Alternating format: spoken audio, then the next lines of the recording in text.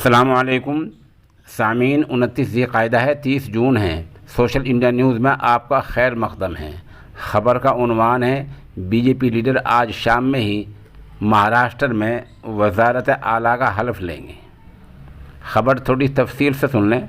BJP leader Devendra Fadnavis आज शाम 7 बजे ही वज़ारत वज़ीर आला के ओहदे का हल्फ़ लेने वाले हैं। पहले कहा जा रहा था कि वो 1 जुलाई को यानी कल हल्फ़ लेंगे, लेकिन अब ये बात वाज़ेह हो गई है कि वो आज शाम ही हल्फ़ लेंगे।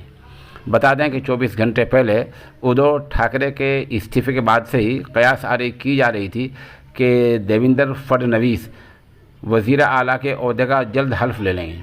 पहले ऐसी खबर थी कि ये हल्फ़ 1 जुलाई को लेंगे, लेकिन अब बात वाज़ेह हो गई है कि 1 जुलाई को नहीं बल्कि आज शाम में वो हल्फ़ लेंगे।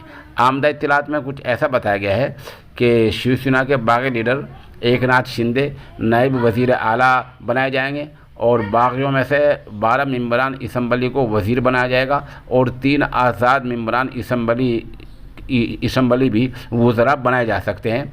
ऐसी अटकलें और ऐसे कयास आराई किए जा रहे हैं।